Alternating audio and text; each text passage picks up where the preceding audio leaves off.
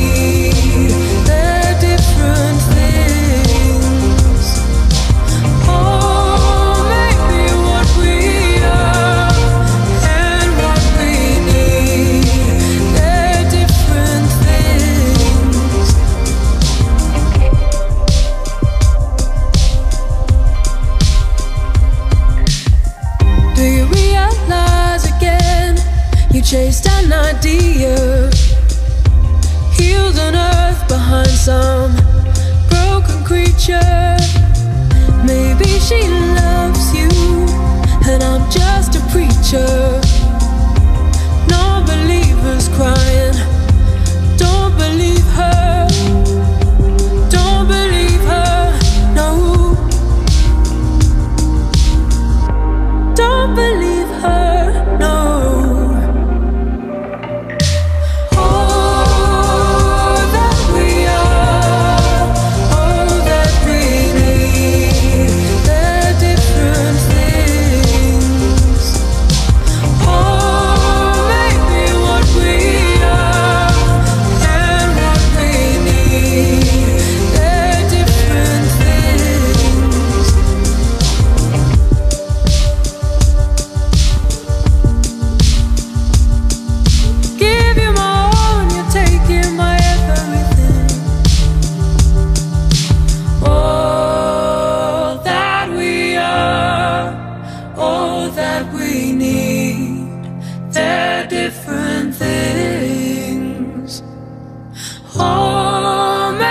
What we are and what we need, they're different things. All that we are, all that we need, they're different things. Oh, maybe what we are and what we need, they're different things. All that we are, that we need. Oh, what we are, what we need.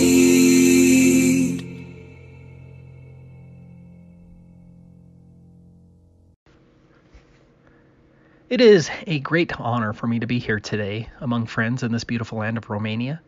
To me, it's a bit of heaven to be here among people who love the truth. Thank you all for coming. Today, I'm going to address the flat earth journey. This is especially meant for the open-minded skeptics who honestly believe that we live on a ball, flying, twirling, and vortexing through the vacuum of space. I was once like you. I believed in the globe and the heliocentric model. I never wanted to be a flat earther. But, like many others here, I'm willing to accept even an unpopular truth, regardless of the consequences. And I will spread that truth to the best of my ability. I have never made a penny on the flat earth. I don't have anything to sell to you. I don't want your donations. I don't monetize my YouTube channel. And I don't particularly care if you subscribe. I am not here for fame. I don't want you to join any group or appoint any leader. Other than maybe your friendship, I want nothing from you. I am only here to share what I strongly believe is the truth. And the truth is that the earth is flat and stationary. Initially, it's a frightening truth, as it rocks the very foundations of your understanding of how the world works. And maybe, more importantly, how much you are controlled. For me, flat earth is the catalyst to break the chains that mentally, spiritually, physically, and scientifically bind humanity. And that's why it is so important to me and why I traveled here to discuss the flat earth reality with you. Are we flat earthers illiterate flunkies who dropped out of kindergarten? Or maybe you think we're a group of religious zealots who deny anything associated with science. That's how the media repeatedly describes us, but they are deceiving you. Personally, I graduated from college, magna cum laude. I even have a master's and a Juris Doctorate. Yes, I took astronomy in college and I got an A. I know the official globe narrative pretty well, and there are many others like me. Because of those many years of indoctrination, it took me hundreds of hours of arduous research and experimentation before I would accept the flat earth truth. It did not come easy. I studied every possible globe objection very well, but as I will try to show you today, the flat earth evidence is overwhelming and far outweighs the evidence of the globe, which is based primarily on conformity and name-calling. We get it. It's psychologically hard to force yourself to honestly investigate the flat earth. But it is the truth. It's beautiful. And it changes everything. Here is an axiom. Governments lie. If you have any common sense, you know that governments do indeed lie, and often. But maybe you reasonably think the flat earth lie is too big. That is a valid objection and something I want to address. I mean, how could so many people be in on this conspiracy? The answer is what I call institutionalized conformity. Like many here, my flat earth journey started somewhere else. We could talk about the lies of central banking, the Rothschilds and other banking dynasties, the lies of World War I and II, the CFR and the Trilateral Commission, vaccinations. We could even talk about Sandy Hook and the Boston bombing. They'd probably throw me in prison for that, and we don't have all day. So for time constraints, let's begin with Vietnam and the Gulf of Tonkin. Not many people have heard of the Gulf of Tonkin incident, even though the United States Congress declared war on North Vietnam after the claimed unprovoked August 4th, 1964 naval attacks in international waters against America by North Vietnam.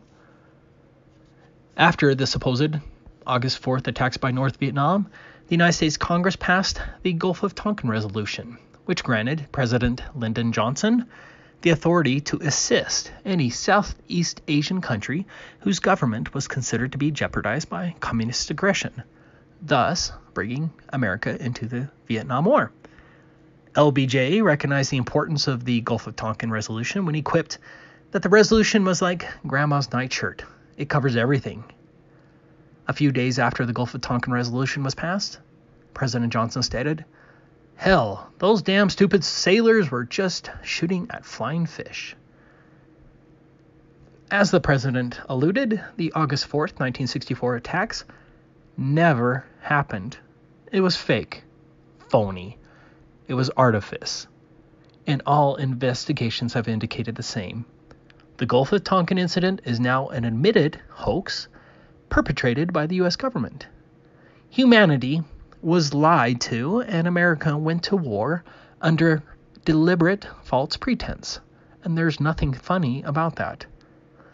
A major, catastrophic evil war was fought as a result of this fabricated event. Hundreds of thousands of people died as a consequence of this conspiracy. But here's my question to you. How many people were punished as a result of this admitted heinous lie that led to the deaths of hundreds of thousands? 0. I would think wide-scale murder and treason would be of some concern to our enforcement agencies, but it doesn't seem like they cared. So, we have a huge, whopping lie that led to hundreds of thousands of deaths that is whitewashed by our governments, our media, academia, and our police enforcement agencies. Are big lies possible? Gulf of Tonkin says yes. Let's talk about Operation Northwoods. Operation Northwoods was an admitted Department of Defense 1962 memorandum that called for the CIA or other U.S. government operatives to commit acts of terrorism against American civilians and military targets, blaming them on the Cuban government and using it to justify a war against Cuba. Damn, that sounds familiar. The plans detailed in the document include the possible assassination of Cuban emigres, sinking boats of Cuban refugees on the high seas, hijacking planes, blowing up a U.S. ship, and orchestrating violent terrorism in U.S. cities. The treasonous U.S. Department of Defense was openly proposing to commit acts of terrorism against American civilians in U.S. cities.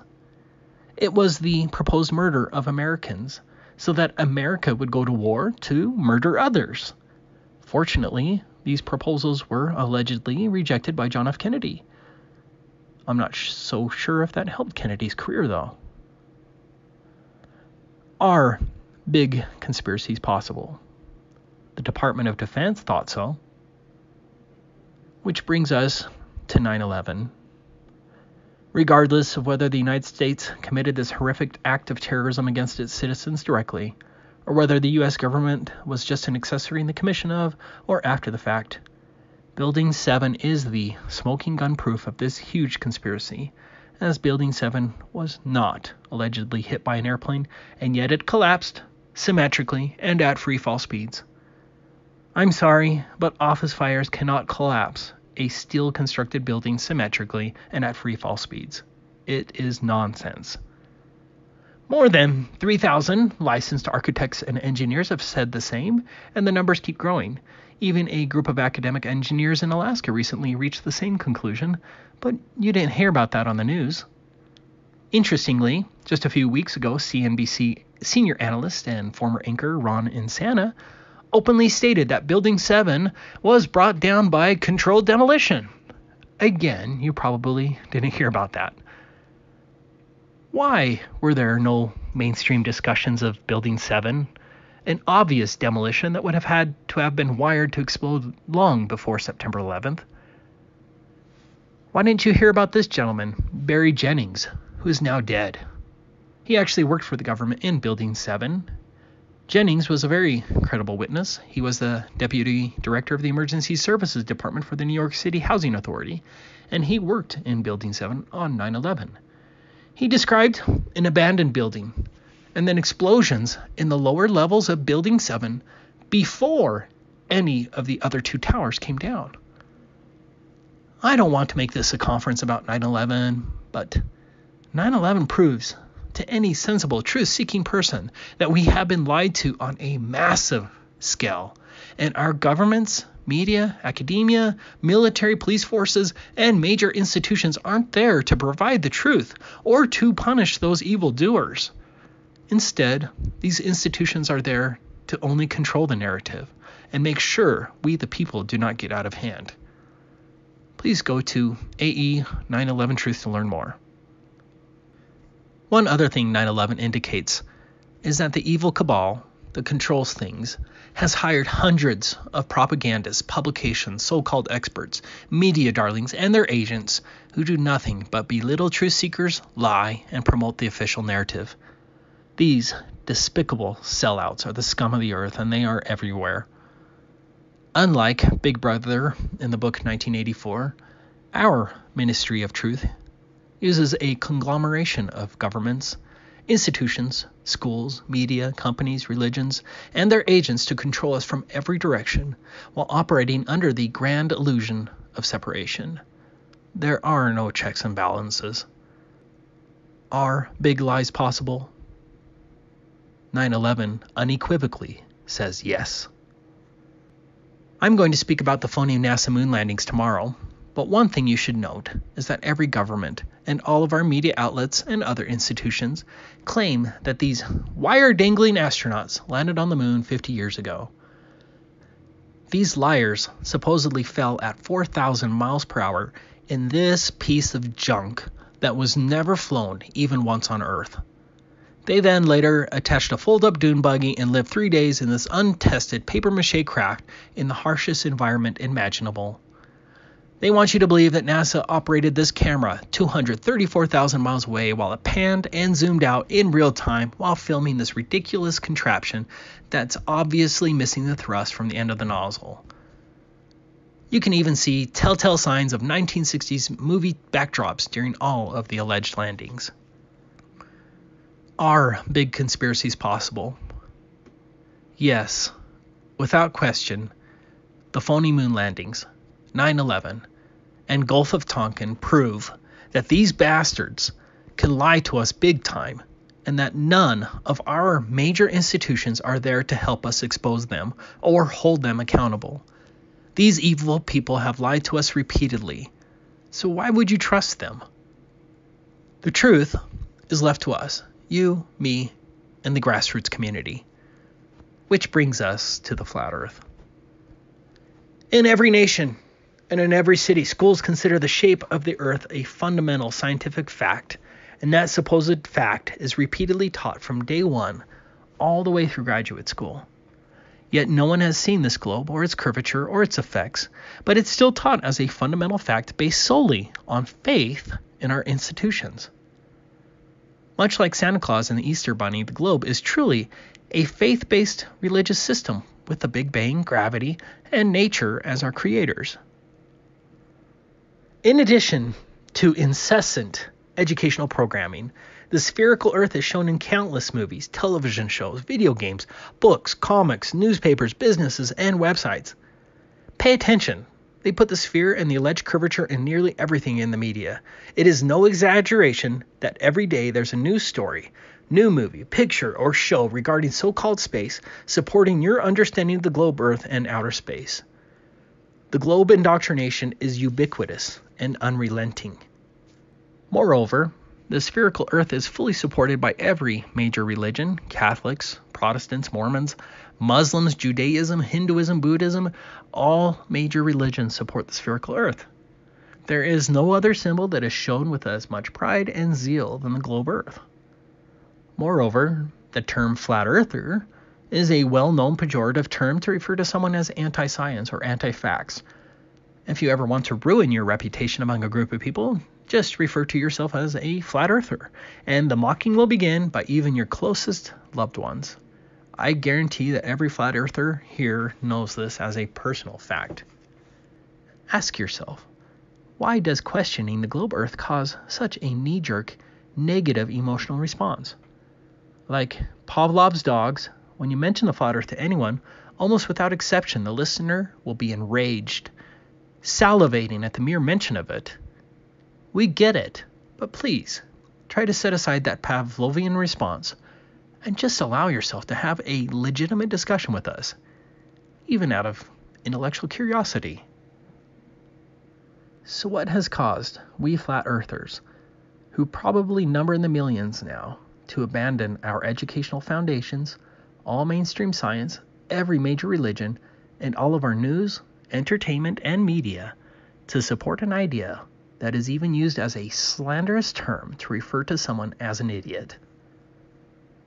In a nutshell, Flat Earth is about hundreds, if not thousands, of grassroots tests, experiments, and observations that consistently belie the globe model. New experiments, tests, and observations are coming out every day from every nation, unequivocally indicating that the globe is false, and we truly do live on a flat and stationary Earth. There is no faith involved. It's a testable fact.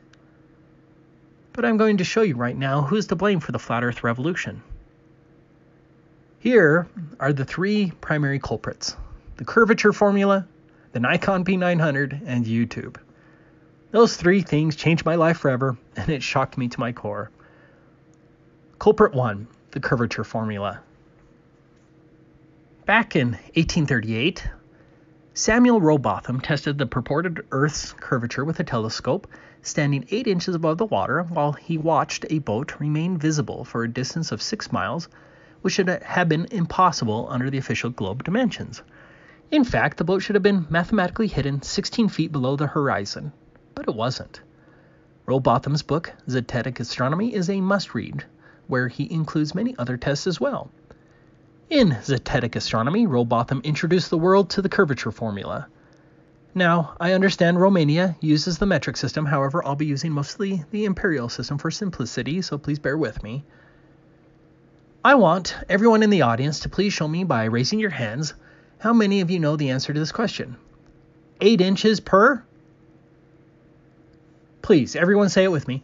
8 inches per mile squared. How did an entire audience know this mathematical expression? 8 inches per mile squared represents how much a distant object should be hidden below the horizon from a ground level view based on the official mathematical dimensions of the Earth. That is a ball Earth with a circumference of 24,901 miles.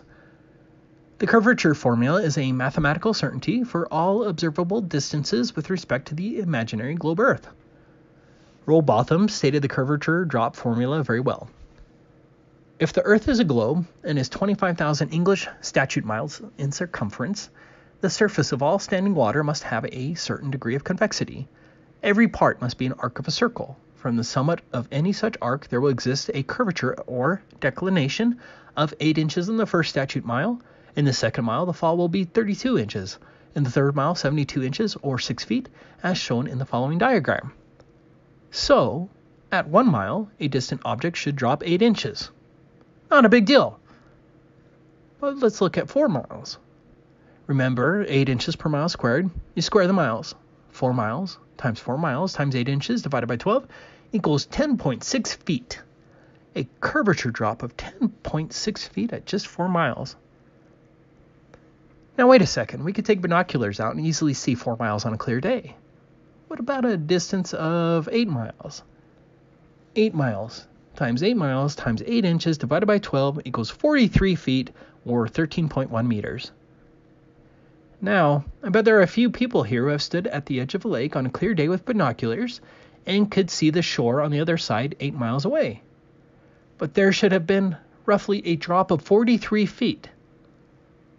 Let's be clear, there is an adjustment for observation height, but even at an observation height of 6 feet above the water and a distance of 8 miles, 17 feet should be hidden by the curvature of the Earth, and yet you can see people walking on the beach at the opposite shore. I have an older friend of mine who grew up in a house right next to Utah Lake. He immediately knew there was a problem when presented with the fact about 8 inches per mile squared because throughout his life, when visibility was high, he would take binoculars out and could see the other shore 10 miles away. So how much drop should there be at 10 miles or 16.1 kilometers? 10 times 10 times 8 inches divided by 12 equals 67 feet or 20.4 meters. This is a 67-foot statue. Does anyone here think they've seen this much curvature drop at 10 miles? This entire statue would be hidden behind the curvature of the Earth at only 10 miles away. No one has seen this curvature, and the flat Earth video evidence is overwhelming. What about 20 miles? 266-foot drop. 50 miles. 1,666-foot drop. 100 miles. 6,667-foot drop. As you can see, at 100 miles distance, the curvature drop is so substantial that it would hide a 6,667-foot tall mountain like this one here, Mount Drum in Alaska. The prominence of this mountain is 6,710 feet, very close. How many people have witnessed a drop this tall while driving 100 miles along a coastal road? You can see 100 miles with a high zoom camera. No one has witnessed this curvature. The Suez Canal, as shown in this video, is 120 miles long. Under your official globe model, that's a curvature drop of 9,600 feet or 2,926 meters. That's about the prominence of Mount Shasta, shown here. Do you see a curvature drop of 9,600 feet along the Suez Canal in this video that could hide Mount Shasta? I don't. Another important question is, why haven't you ever heard about the very fun fact that the Earth supposedly drops at 8 inches per mile squared? Everyone's heard of E equals mc squared, and no one can apply that to reality. But up until just a few years ago, no one ever heard of the Earth's supposed curvature drop of 8 inches per mile squared, even though every person should see this on a daily basis. Imagine how fun that would be in a classroom to demonstrate the shape of the Earth by measuring the supposed curvature drop of a city that's 30 miles away, by using a simple math that a 10-year-old would comprehend. But no one was ever taught this in a classroom, not even in surveying courses. Why? The 8 inches per mile squared formula is very accurate over all visible distances. Let me reiterate. 8 inches per mile squared isn't some math we flat earthers made up. These are the actual factual numbers based on the official dimensions of the Earth, and you are welcome to do the math or plug the information into engineering software to verify it. I didn't believe it at first, and even Google used to falsely claim that it was only 8 inches per mile. I had to double check the math on AutoCAD just to be sure. It is a mathematical certainty that does not fit with actual repeated observations and tests. You do have to consider the height of the observer, and so you subtract the distance to the alleged globe horizon from your distance to the object. For example, I use a distance to the globe horizon calculator like this one. So, if I'm on the beach observing at 6 feet height, the maximum horizon distance under the globe would only be 3 miles. If I'm looking at an object at 10 miles distance across the water while standing at the water's edge, I first subtract the 3 miles distance to the horizon to get 7 miles distance, and then I apply the 8 inches per mile squared formula. So 7 times 8 inches divided by 12 equals 33 feet. That means for an observer 6 feet tall at the water's edge, that object 10 miles away should be hidden behind 33 feet of curvature. That's huge. That's measurable and testable. Or you can simply input the information here on this calculator. It is very accurate over all observable distances, those distances under 500 miles. The globe model proof relies upon an implausible story about a well and a shadow in ancient Egypt that has varying interpretations. In contrast, flat earthers rely on actual, concrete measurements that anyone can make to measure the supposed curvature of the Earth if there was one.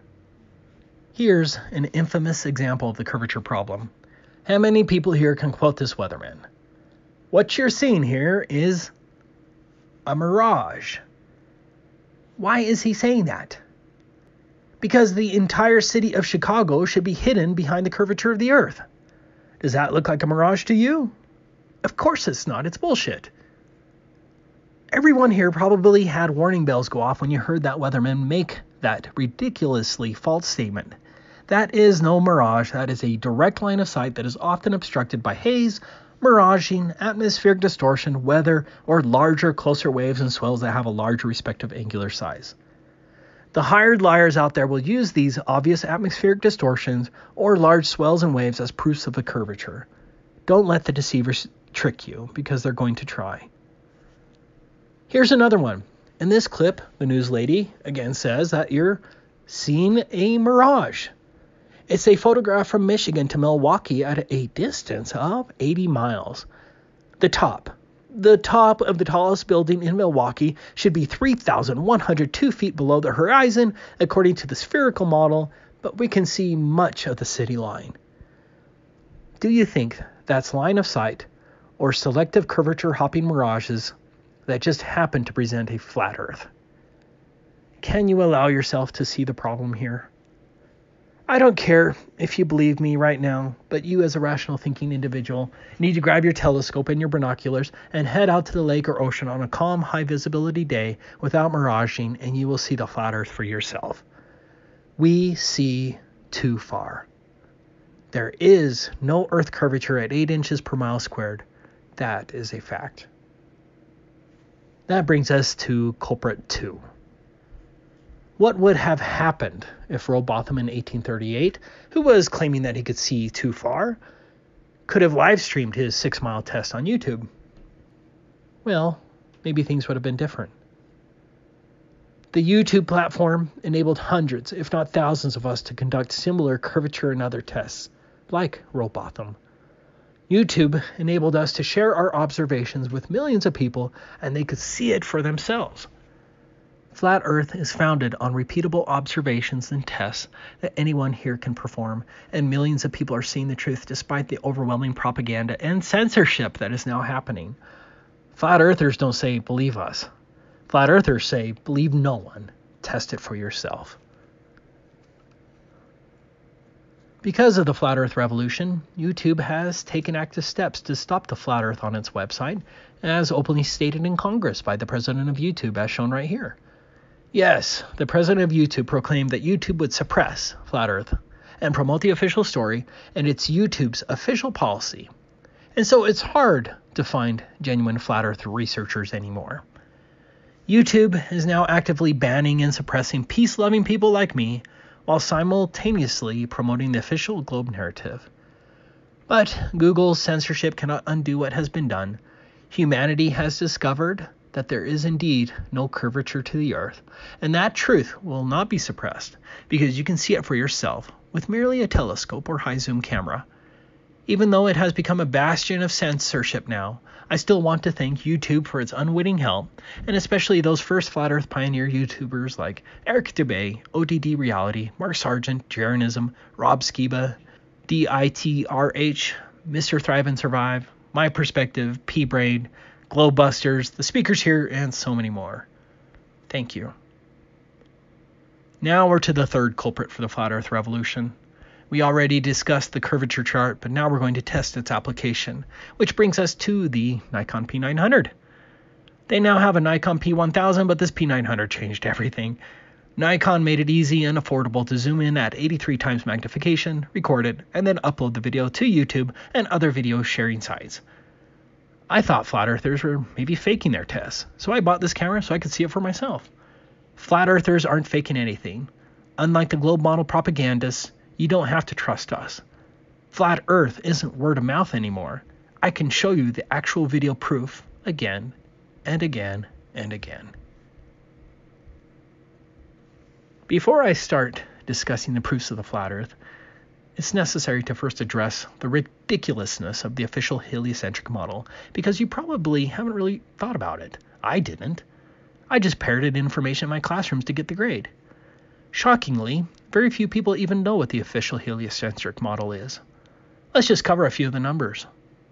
If you believe in official heliocentrism, you believe that the wobbling and tilted Earth is rotating 1,037 miles per hour at the equator. The speed of sound is 767 miles per hour, so the ground you're standing on, at least on the equator, is allegedly moving at 1.4 times the speed of sound.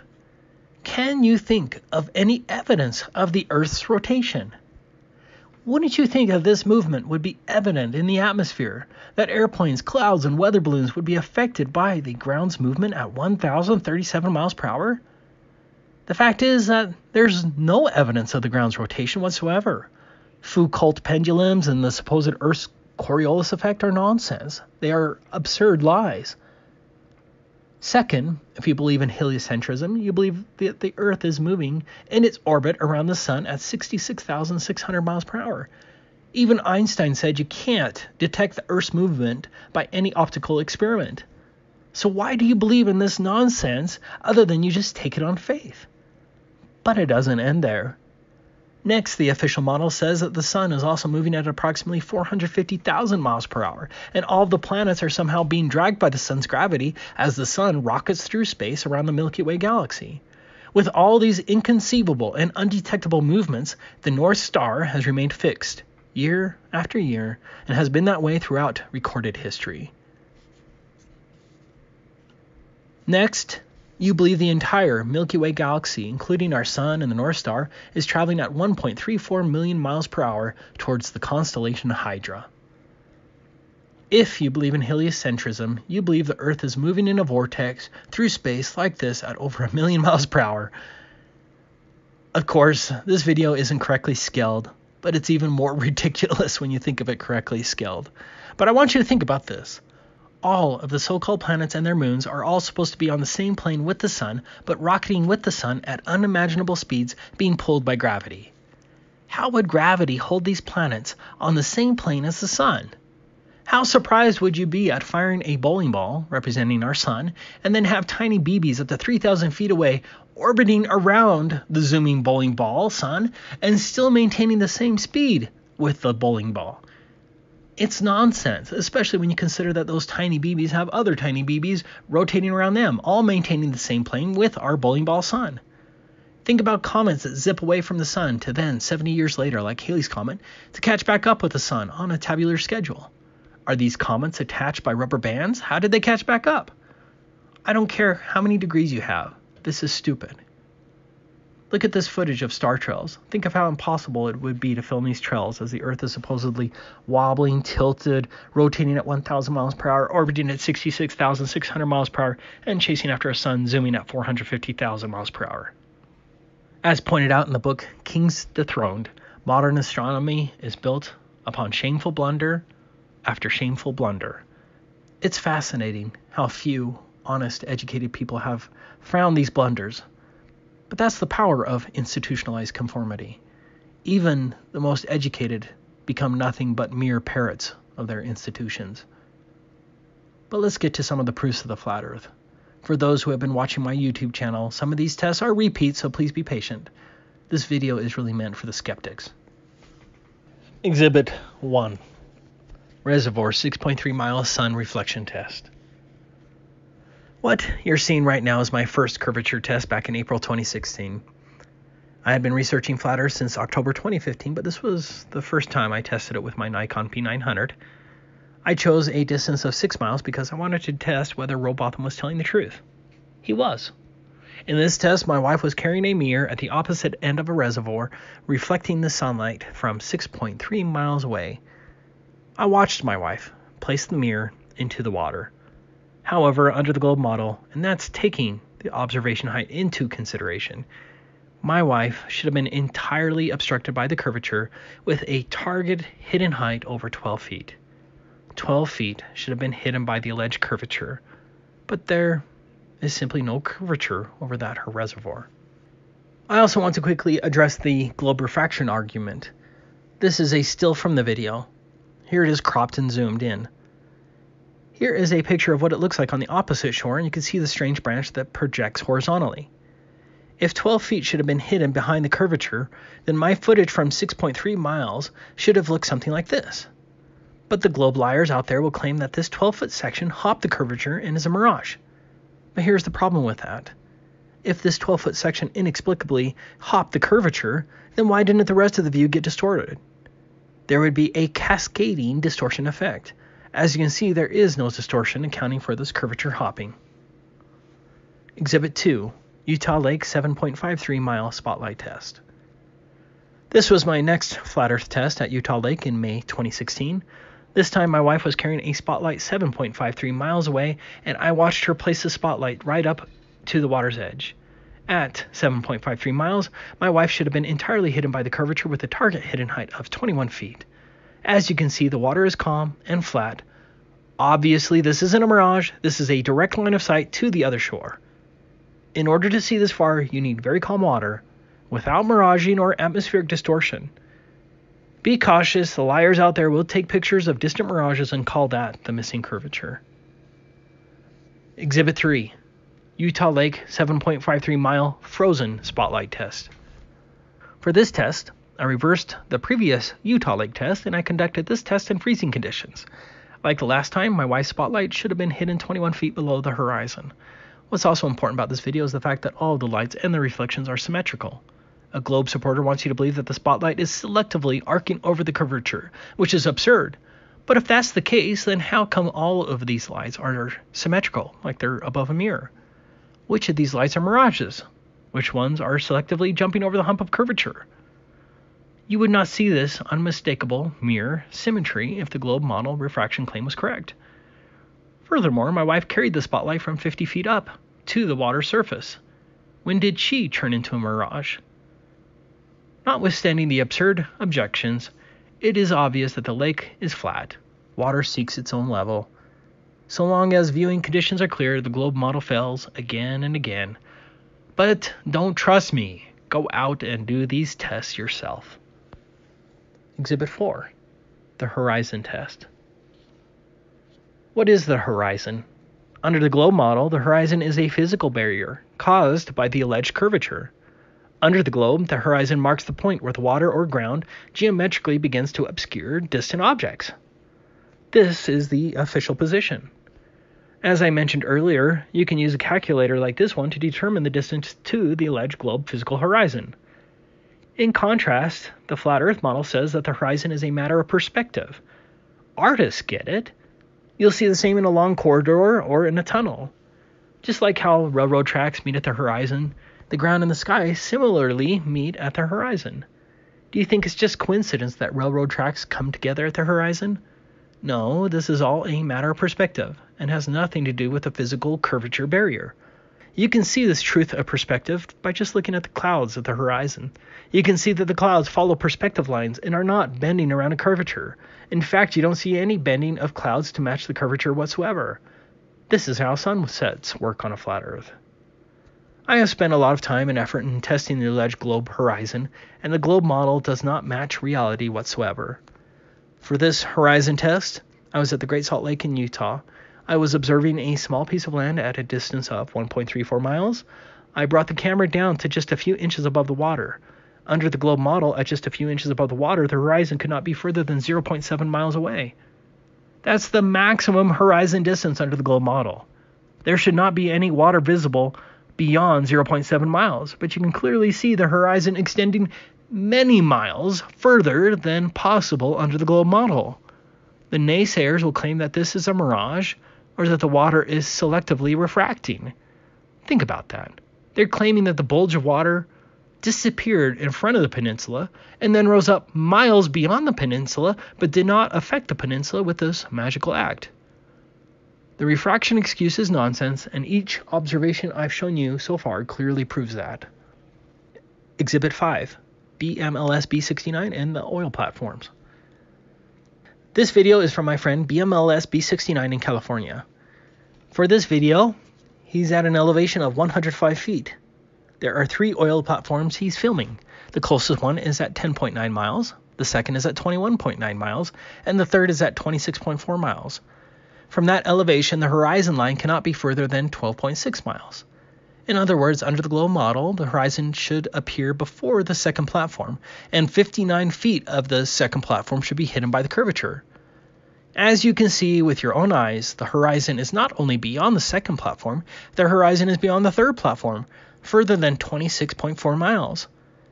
130 feet of the third platform should have been hidden below the horizon, but none of the platform is obstructed. We know this since the horizon is beyond the third platform. Did the bulge of water selectively disappear from in front of the second platform and then reappear well beyond the third platform? And this disappearing and reappearing magic effect happened all without affecting the 2 platforms themselves? Are you skeptics starting to see the problem with the globe yet? What do you do when the evidence you can reasonably gather completely contradicts your indoctrinated presumptions? Will you allow yourself to question your indoctrination, or will you hold fast to your comfortable conformity? I can show you many more of these horizon tests, all proving the globe model faults. But let's get to some of the laser tests.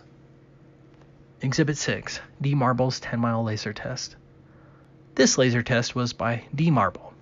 In this case, the person holding the laser was at 7 feet, shooting the laser at a distance of 10 miles.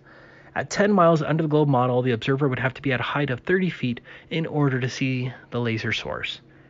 Instead, you can see the source of laser at just inches above the water. That water is flat, and the laser source proves that it is not being obscured behind the curvature.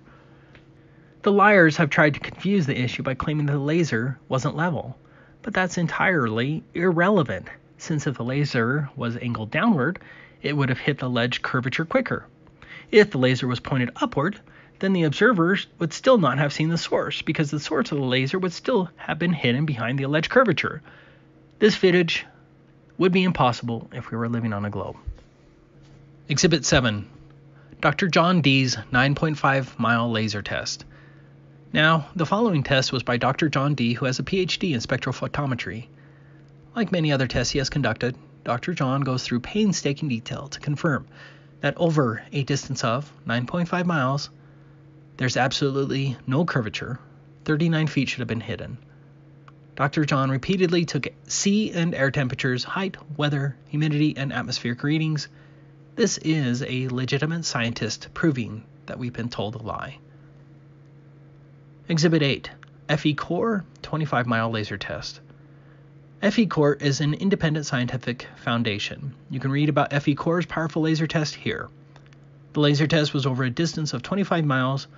All atmospheric conditions and temperatures were taken, and there's nothing there that accounts for the fact that they were able to see the laser 25 miles away. 297 feet should have been hidden below the horizon. That's the height of a skyscraper. And FE Core filmed the laser at just 5 feet above the water. Exhibit 9. Salton Sea 18-mile sun reflection and laser test. Out of all of the tests that I've seen, this is probably my favorite so far. A group of researchers went to the Salton Sea in California and tested the curvature with both a laser and a sunset mirror flash. These tests were huge because the test was at a distance of 18 miles, and you can see it all on video with multiple witnesses. Again, that's 18 miles shore to shore. As you can see here, they were able to see and film the reflection of the mirror that was 18 miles away from the camera. 155 feet should have been hidden. 155 feet. This minaret in Uzbekistan is 150 feet tall. According to the globe model, you would have to be standing on this minaret to see the reflection of the sunlight 18 miles away like that. In addition to the sun reflection test, they also conducted a laser test. Here is the laser from 18 miles. You can even see the reflection of the laser on the flat water. Do you think it's possible that the source of the laser and its reflection both selectively hopped over the curvature to present a false flat Earth? Exhibit 10. J. Tolan Media 1 Infrared Observations. J. Tolan Media 1 is a well-educated engineer who has been destroying the globe model with many infrared observations and other tests. Just look at these videos and photographs taken from an airplane at 30,000 feet.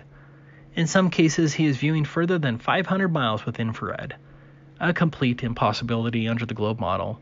All of his tests and observations are indicating a flat Earth, and it's simply beautiful what God has given us. Exhibit 11, Beyond Horizons website. Beyond Horizons isn't a flat Earth website, but it is a repository of record-breaking long-distance photographs on the surface of the Earth. There are dozens of globe-defined photographs on this website. Here's the record photograph of Peak Gaspard at a distance of 275 miles or 443 kilometers. With an observation height of 9,272 feet, the very top of Peak Gaspard at 12,730 feet should have been hidden 3,772 feet below the horizon. I literally could point to hundreds of these globe-defined photographs and videos. Based on the evidence, I think that any reasonable person watching this would understand that we see too far. And if you want more photographic and video evidence, go to my YouTube channel, Taboo Conspiracy 2, because this was just a sampling of the many proofs that we see too far. But let's move on to some of the other major proofs of the flat Earth, because it doesn't end with just these optical and laser measurements. Exhibit 12, Airplanes and Gyroscopes. Now that we understand that the globe model requires that the Earth drop away at 8 inches per mile squared, shouldn't airplanes have to continually dip their noses to account for this drastic change? Think about a pilot who levels out and flies the airplane at 500 miles per hour for just 10 minutes. That would require a correction of roughly 4,630 feet after just 10 minutes. Pilots would unquestionably know of this curvature correction, but it doesn't exist. Pilots don't have to dip their nose to correct for the curvature, regardless of the speed or altitude of the airplane. No pilot makes this adjustment. Pilots fly over a flat and stationary Earth. Furthermore, the sensitive mechanical gyroscope in the airplane, which retains rigidity in space, indicates neither curvature nor rotation of the Earth. Gyroscopes also prove a flat and stationary Earth. Exhibit 13. Guglielmo Marconi. On December 12, 1901, Guglielmo Marconi received a radio transmission across the Atlantic Ocean at a distance of 2,135 miles.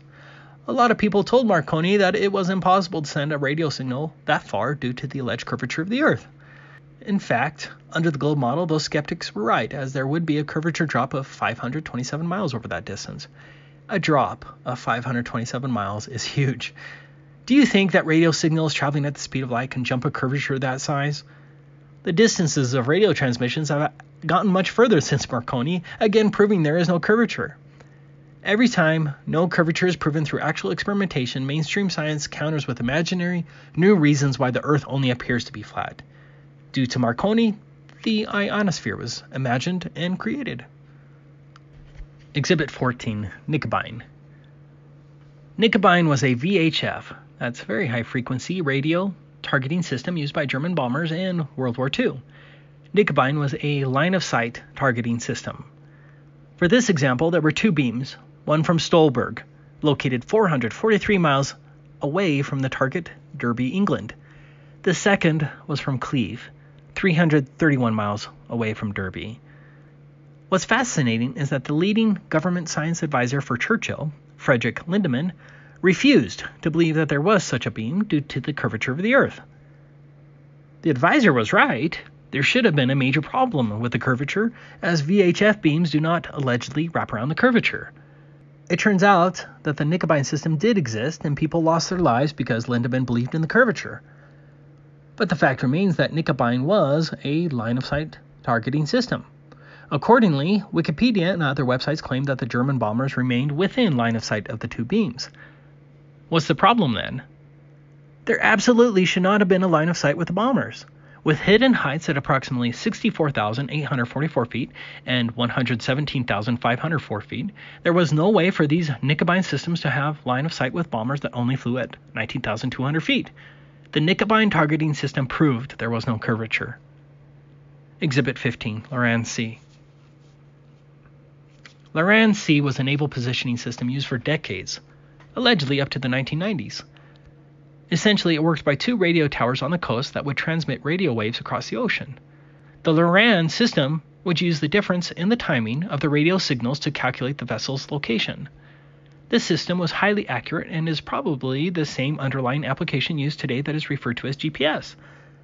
If you're looking at the map, you probably already see the problem. These stations, hundreds of miles apart, could be 1,000 miles away from the vessel, meaning these radio waves would have to have hopped a curvature up to 100 miles tall. The official explanation is that these radio waves traveling at the speed of light hug the surface of the Earth and wrap around the curvature, inexplicably jumping bulges of water and Earth dozens of miles tall. Does that sound believable to you? Wouldn't curvature hopping interfere with the location readings of the vessel? Like Marconi and Nicobine, Loran C is another proof of the flat Earth. One more point about Loran C. Look at this coverage map. Where is Loran missing? Remember that Loran was developed for the military. Did no one think it important to have location guidance for the navies in the southern hemisphere?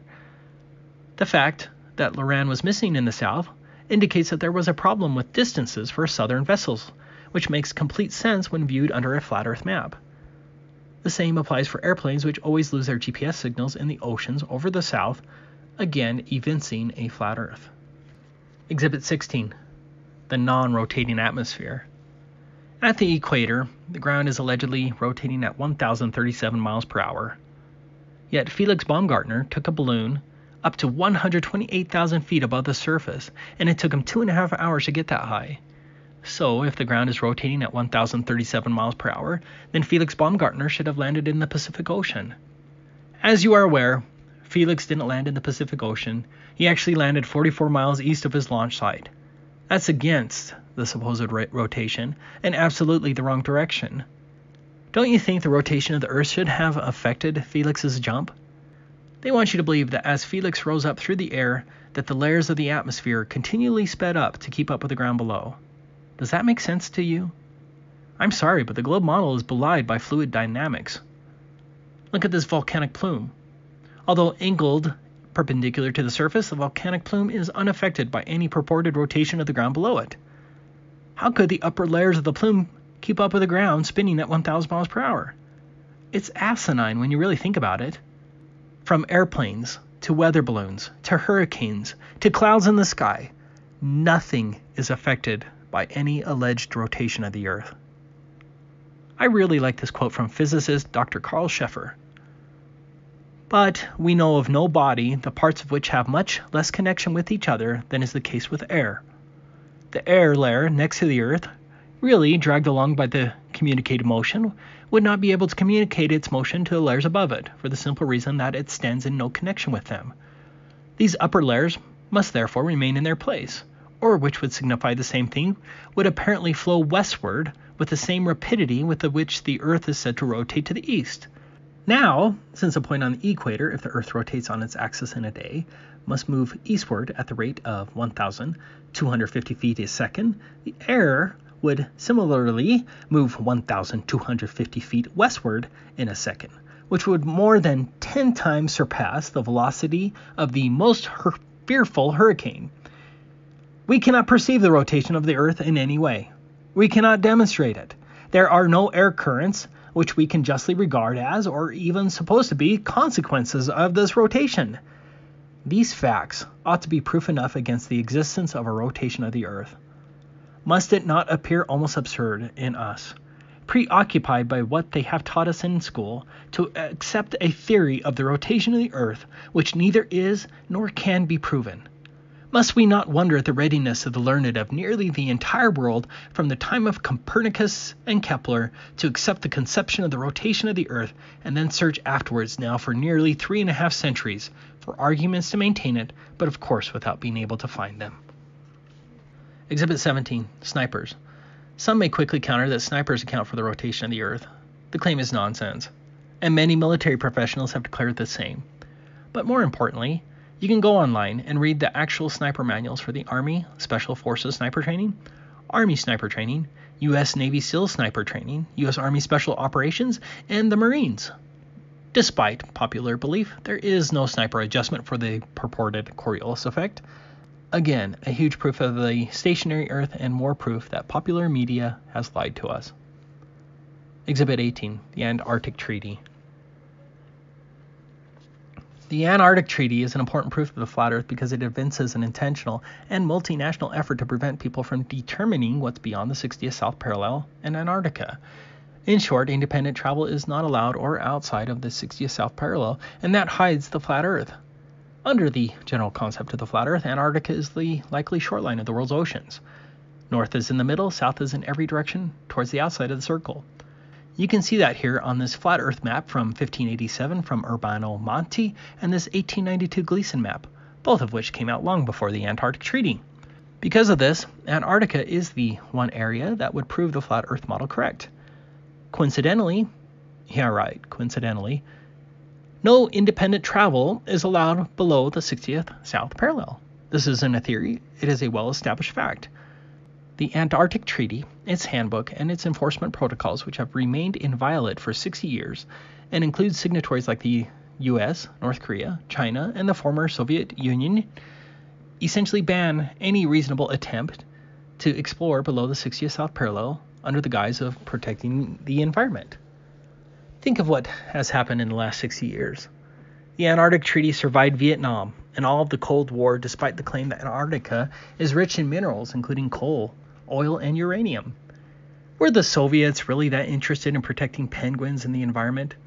I think the Romanian people would have a hard time believing that about the Soviet Union. It's ludicrous. Yes, Romania ratified the Antarctic Treaty on September 15, 1971. Don't your alarm bells go off when you hear that this huge swath of land, which is also the highest continent in the world, is off limits to independent exploration by people like you and I? Yes, they will claim you can independently go, but they are lying. The amount of red tape and other intentional restrictions that you would have to jump through is impracticable, and they know it, and the borders of Antarctica are patrolled by all signatory nations. Of course, there are token explorations along the ice shelf, and there are a few destination spots that you are not allowed to venture from, but that entire section of the world is off limits to independent travel. This doesn't happen unless they are hiding something big from us. If you would like to know more on the subject, go and watch this video I made. You can find it on the Globebusters channel. So telling we flat earthers to take a picture of the edge or the dome, if there is any, is a ruse because nobody is allowed to independently travel below the 60th south parallel, and that fact is proof of the flat earth. Exhibit 19. Lack of north-south circumnavigation.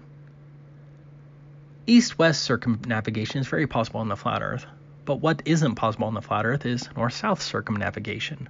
In particular, under the generally accepted flat earth model, it appears as though you can't, for example, fly from the tip of South America, traverse Antarctica, and then make your way up to Australia or South Africa. That would be the shortest route. So guess what doesn't happen in real life? North-south circumnavigation. Below the 60th south parallel is completely devoid of all flights, and the vast majority of southern hemisphere flights first go to the northern hemisphere before traveling back down to the southern hemisphere. The routes are a joke. There are a few who claim they have completed a north-south circumnavigation trek, but the claims are ludicrous, most often referring to flights that turn around once they get to Antarctica and full of other fraudulent indices.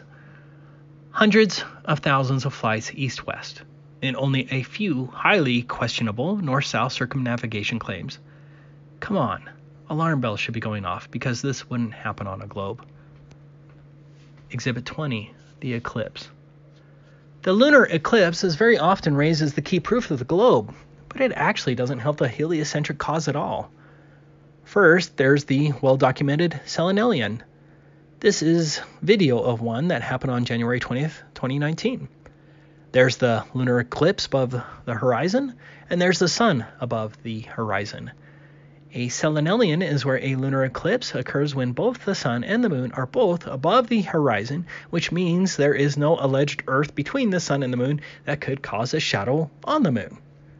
That's geometrically impossible, and the official explanation of refraction is ludicrous as it causes a cascade of problems with other actual observations. Next, the shape of the eclipse is wrong. A shadow of a sphere on a sphere does not make a curve like this. You just have to think about it. A curve on a curve is distorted.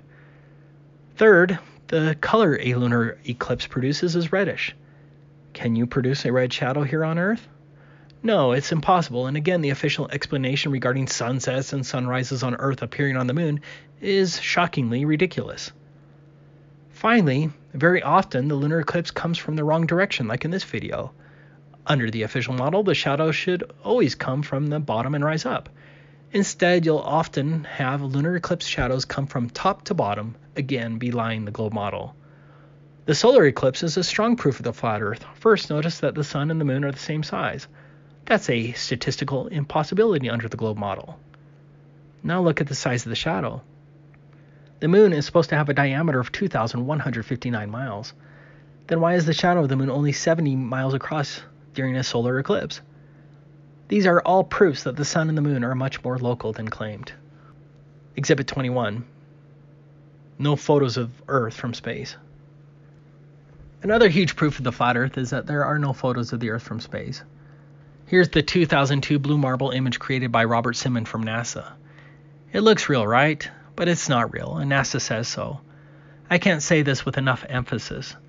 This is an admitted fake. A NASA employee wrapped a flat map of the Earth. Let me repeat that. He wrapped a flat map, not photographs. He wrapped a flat map of the Earth around a cartoon ball and added surfaces, clouds, and oceans to match what people think the Earth looks like. You don't believe me? Well, let's look at this NASA article about Robert Simon, who created the 2002 blue marble image. Here's the first interesting admission from NASA. The last time anyone took a photograph from Earth above low Earth orbit that showed an entire hemisphere, one side of a globe, was in 1972 during Apollo 17. Of course, the moon landings were fake, and so the 1972 photograph was fake. You can tell it's a painting when you actually look at it. But this is NASA admitting that there were no photographs of the Earth like this from 1972 until 2015. Without question, all of the so-called pictures of Earth from space for 43 years that you were brought up to believe in were only artist renditions and other fake images from NASA, and that's why NASA always uses the word image instead of photograph. That's pretty alarming. But this is the more interesting admission. Then we wrapped the flat map around a ball. My part was integrating the surface, clouds, and oceans to match people's expectations of how the Earth looks from space. That ball became the famous blue marble. Simon wrapped a flat map, created from data, not photographs, around a ball, and made up the rest with computer graphics to match people's expectations. Seriously, that's just propaganda.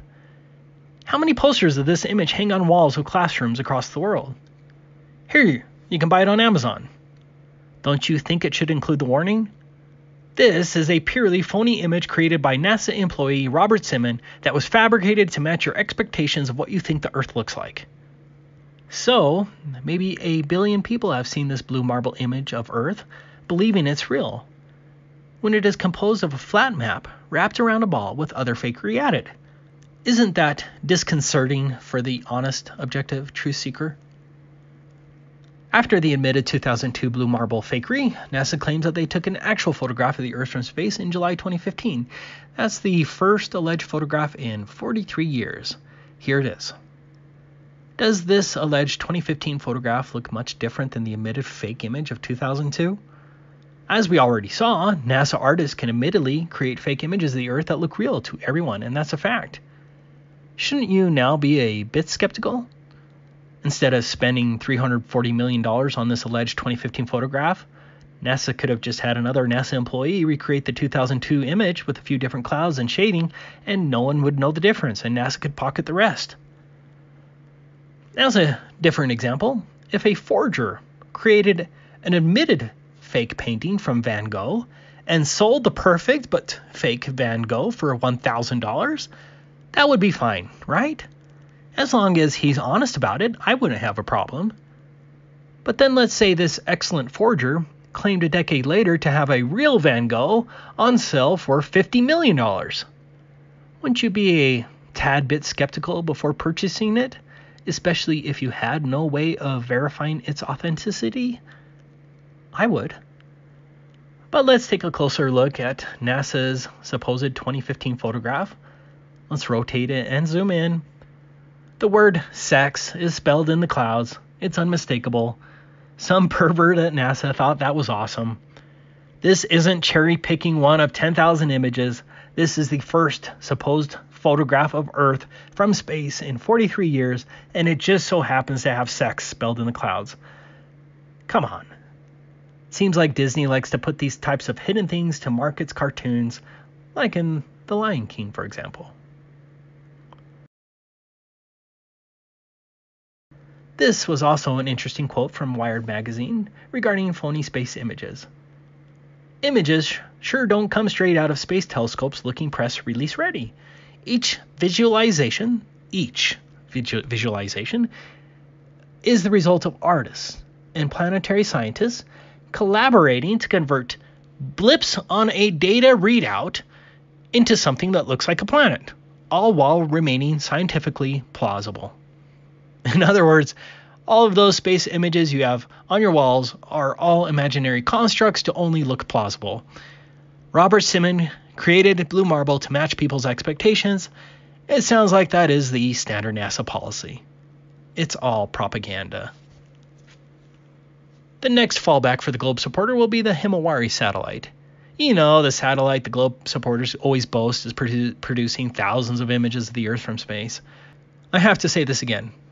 NASA already stated that it can wrap flat maps around a ball and make it look real. Himawari is just a step up in the software, as now weather radar on top of flat maps is just wrapped around a ball with an added night and day terminator line. Paul on the Plane has a great video exposing the fact that Himawari is just that, software that wraps flat weather radar maps onto a ball. That's it. The total lack of so-called pictures of Earth from space only proves that the globe and space are nothing but propaganda. Exhibit 22, the professionals. So, when I was introduced to the flat Earth, I immediately thought of the many professionals who would need to deal with the curvature of the Earth as part of their career. You know, snipers, surveyors, pilots, civil engineers, military guys, that kind of thing.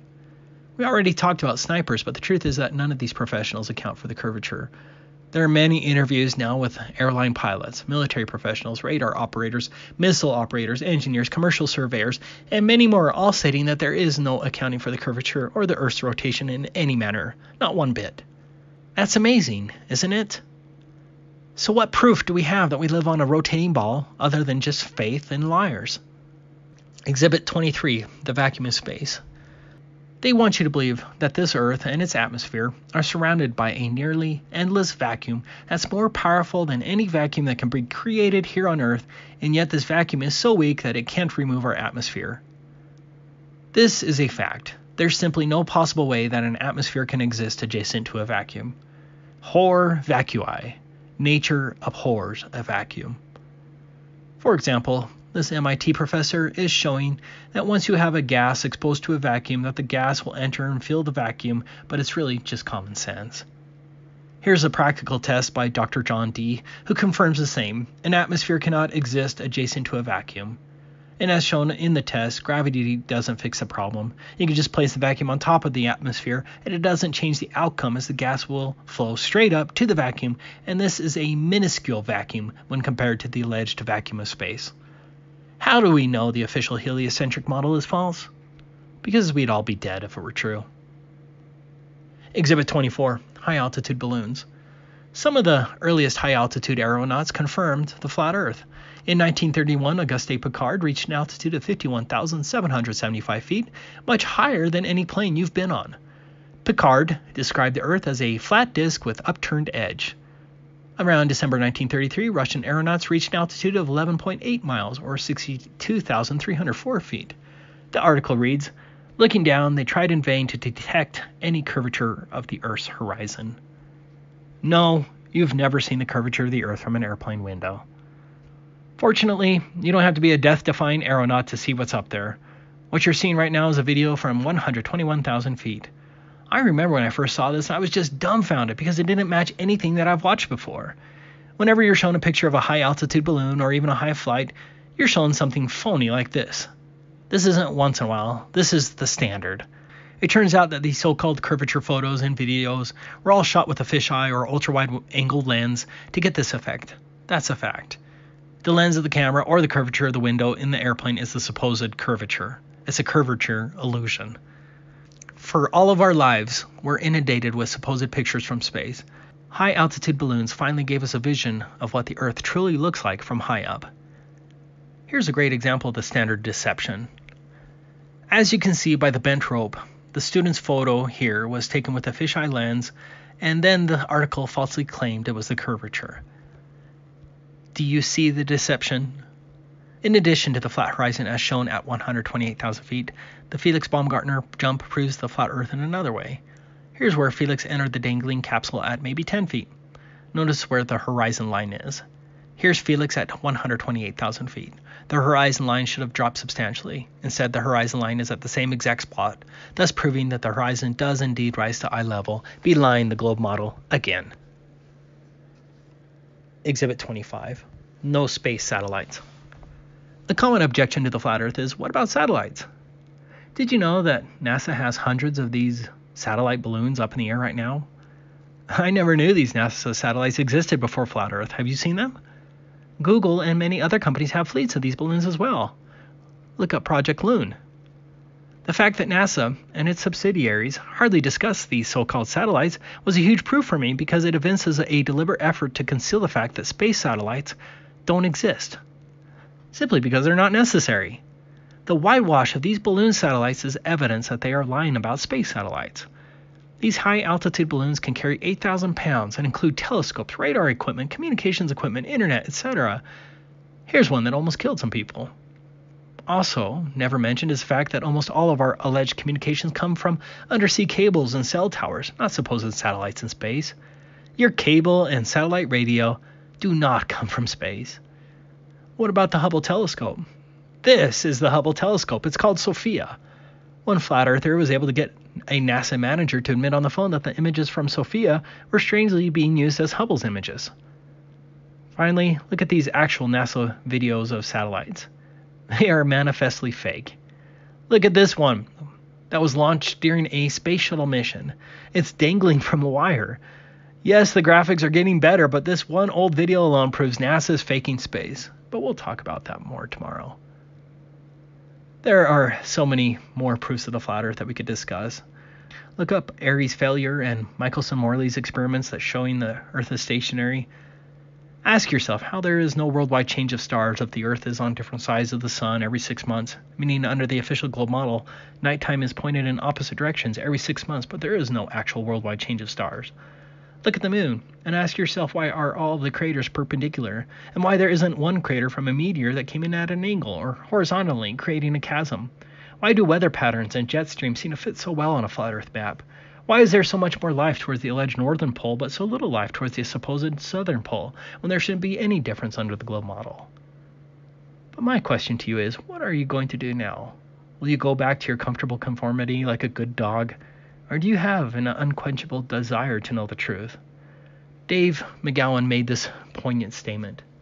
But what if your own eyes and your innate, though suppressed, ability to think critically and independently tell you that what all the institutions of the state insist is true is actually a lie? What do you do then? Do you trust in your own cognitive abilities? Or do you blindly follow authority and pretend as though everything can be explained away? If your worldview will not allow you to believe what you can see with your own eyes, then the problem, it would appear, is with your worldview. So do you change that worldview, or do you live in denial? In closing, I want to answer the question of why the lie. Of course, they may be hiding land and resources from us. Essentially, the globe constitutes a psychological prison to keep we the cattle within our imaginary fences and under control. NASA makes $59.7 million a day. That's a day. To deceive us, and so there's certainly a financial motive. But I think the primary reason behind the lie is more spiritual, and found in this quote from the publication called Lucifer, the Light Bearer, that was written in 1887. We date from the 1st of January, 1601. This era is called the Era of Man, to distinguish it from the theological epoch that preceded it. In that epoch, the earth was supposed to be flat. The sun was its attendant light, revolving about it. Above was heaven, where God ruled supreme over all potentates and power. Below was the kingdom of the dead, hell. So taught the Bible. Then came the new astronomy.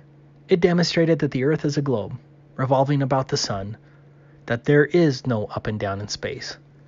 Vanished the old heaven, vanished the old hell, the earth became the home of man, and when the modern cosmogony came, the Bible and the church, as infallible oracles, had to go, for they had taught that regarding the universe which was shown to be untrue in every particular. The heliocentric model was created to usher in the era of man, and remove God and the Bible from all cosmogony. It brought us such nonsense as the Big Bang and evolution. It removed biblical ideas of heaven above and hell below, and the salvation of mankind. Instead, you became an insignificant parasite that descended from primordial ooze. The globe lie worked, at least up until now. My brothers and sisters, this is an exciting time as we have a chance to break these chains that enslave us.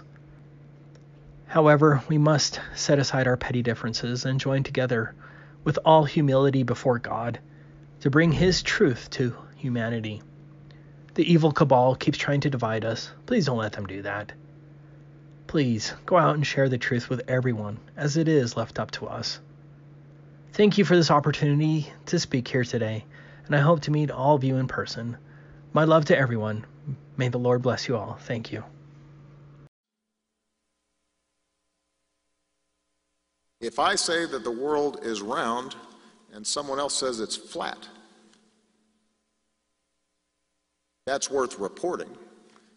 But you might also want to report on a bunch of scientific evidence that seems to support the notion that the world is round.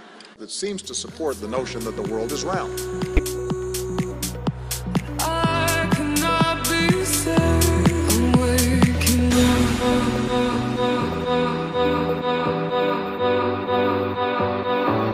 I'm waking I can see it all. I'm waking up. Can I breathe?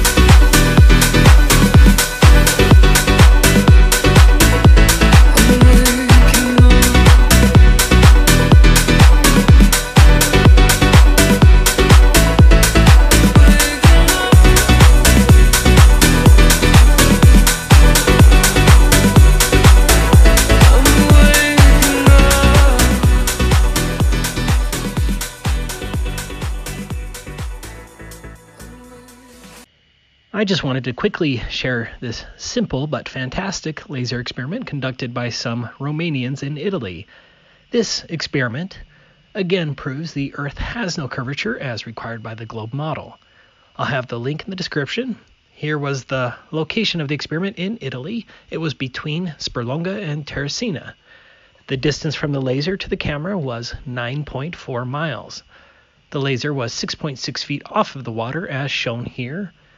The leveled laser is the silver object on top of the telescope. This is the laser from the same location at nighttime. It's a pretty cool setup.